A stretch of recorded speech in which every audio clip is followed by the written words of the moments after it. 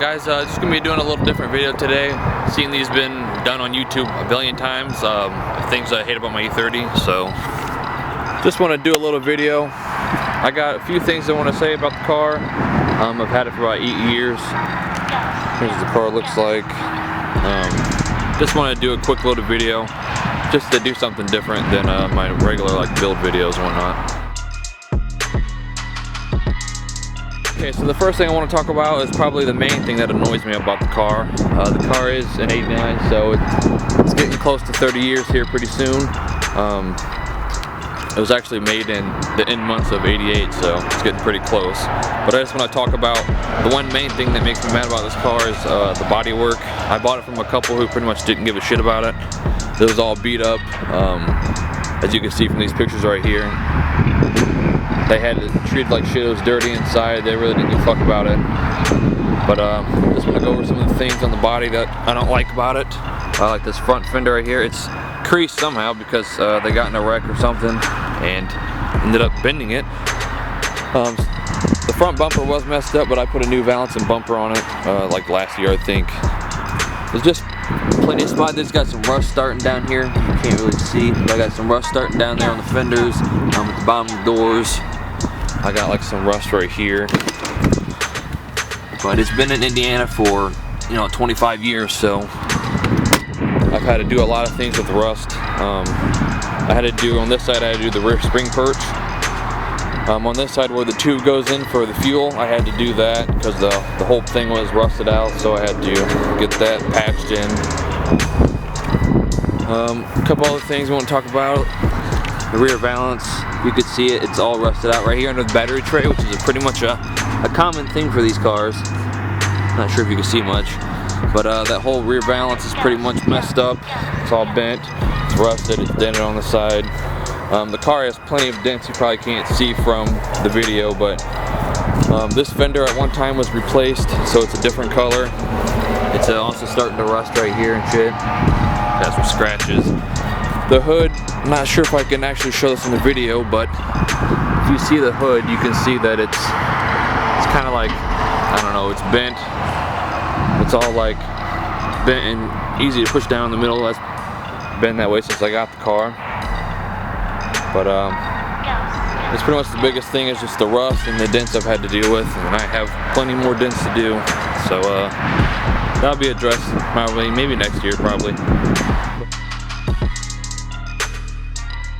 Alright, another thing I want to talk about is the oil pan. Just the design, because this is a 325i, so the M20 oil pan is pretty much on the ground. I know my car's lowered, but even when the car isn't lowered, the oil pan is really low to the ground. It hangs down past the subframe, I don't know, like 4 or 5 inches. Let's see if I can look down here. As you can see right here, I got my skid plate. It's lower than it looks on the camera. It's about maybe 1.5 inches, 2 inches off the ground. So the oil pan's only like a 1/2 inch or 1 inch above that. But that's what I had to get the skid plate for. I also have an extra oil pan just in case I end up smacking it on the ground somehow. But that's pretty much it for that one.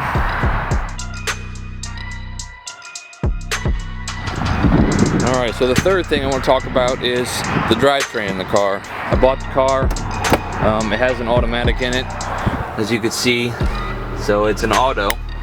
I also want to talk about the differential. It's a 410 open LSD, and I don't know, there's something wrong with it. It slips, the transmission slips, so I'm only one wheeler peeling, so I don't really like that about the car. I plan on getting the LSD next year, just haven't decided what ratio I want to go with. Also swapping the 5-speed into it next year, so that'll be another thing that's going to be done next year. Alright. One of the main annoyances about this car is they always seem to leak. It's either oil, or it's transmission fluid, or it's power steering fluid, or it's brake fluid. Right now the oil pan's leaking somehow. I probably need a gasket. But something always just ends up leaking, and that's, it's always pissed me off about the car. It just annoyed me, just tiny annoyances like that. Oil pan's hard to change, even the gasket, because you gotta, lower it down, and it's hard to get out because of the subframe. But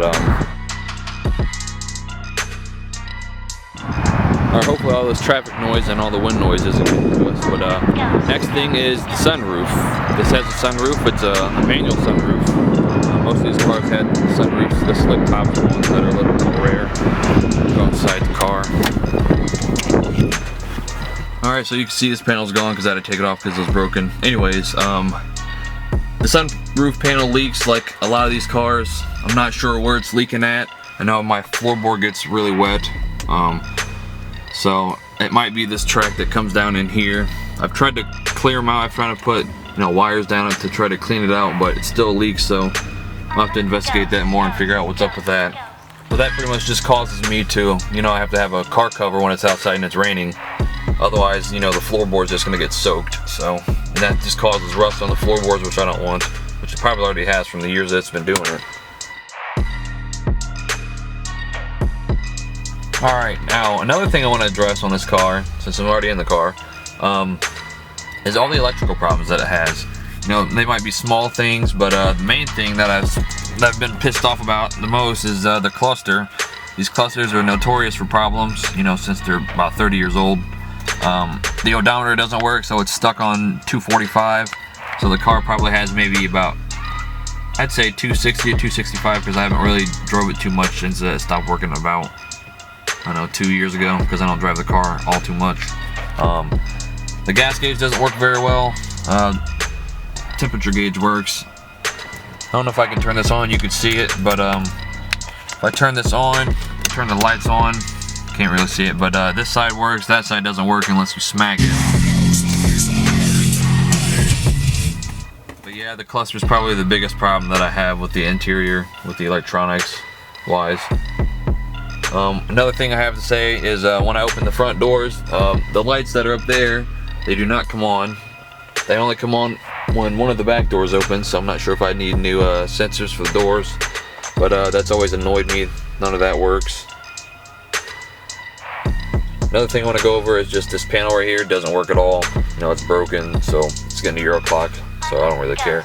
Another thing I want to go over is this blower motor for the heater. The heat works great, and it works fine when it works, but as you can see, it doesn't do anything on 1 and 2 because the bearings are shot in it, so let's turn it on 3.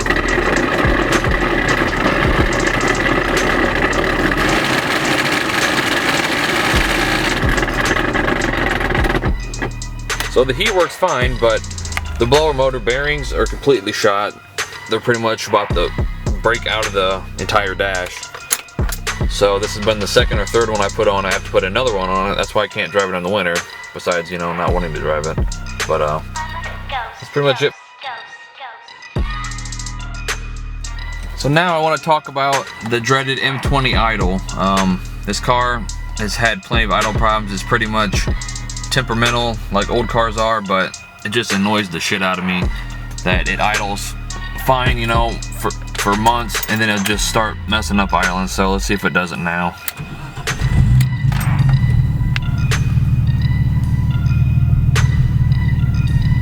So it seems to be idling fine right now. So you can kind of hear it idling funny. Usually it's a lot worse. Sometimes you go to low idle where it stays at like 400 or 500 and it acts like it wants to die all the time. Not sure if it's the ICV valve since I put a new one on, or the mass airflow or whatever, but when you rev it up sometimes it acts like it wants to die, so I'm going to go ahead and try that.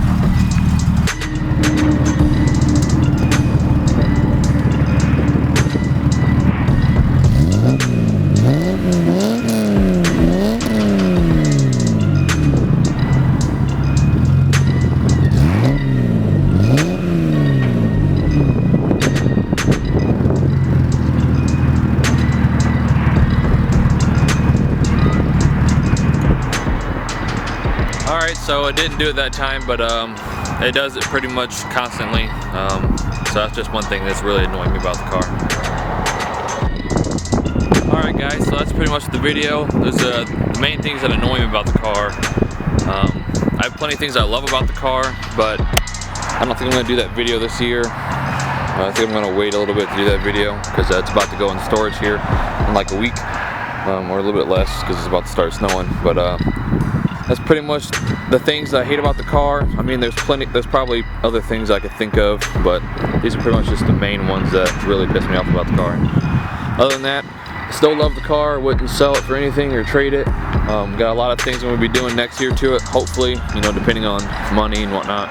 But big plans next year, including new wheels, 5-speed, some other stuff with the body, some trim pieces and whatnot. But that's pretty much it. Thanks for watching the video, guys, and see you guys in the next one.